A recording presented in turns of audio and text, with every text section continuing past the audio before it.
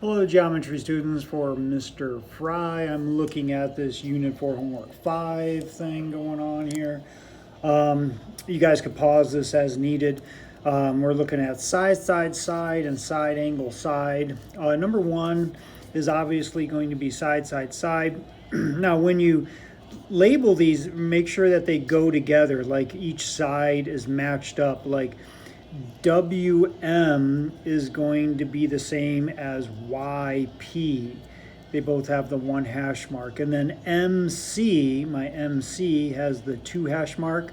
That's going to be the same as PF. So PF came next. That's why I labeled it the way I did. You got to be real careful on how you label these when you make your congruency statement. So I mean, you could do it differently, but just make sure that they match up.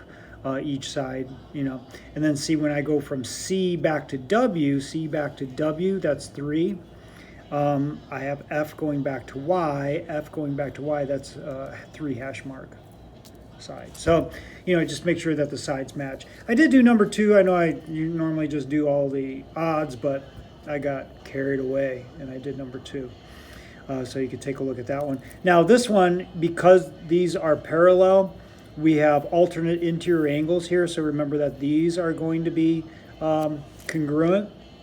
So we have side angle side. Whenever that angle's in between the sides, that's what we want, side angle side.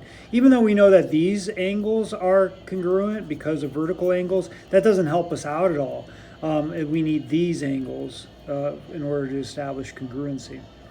So for number 3, taking a look at this, we have side angle side. This would be side angle side because they have that shared side.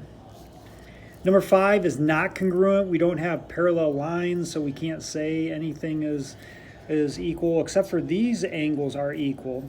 But remember, there is no such thing as ASS. We don't want angle side side. No, it's either SSS or SAS. So ASS is just nasty. We don't use that. Okay, that's not congruence. So number 7, we have a bunch of givens. The first 3 things, boom, boom, boom, are given, given, given, given. Okay, and then the last thing is that we want to make sure that these 2 triangles are congruent. So we say that is, we know it's going to be side, side, side, because that midpoint statement, AC is going to be congruent to GC. AC and GC are going to be congruent because of the midpoint statement.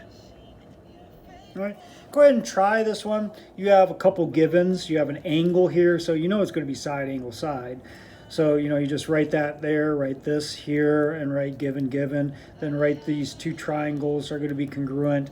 You know it's going to be side angle side, so write side angle SAS here.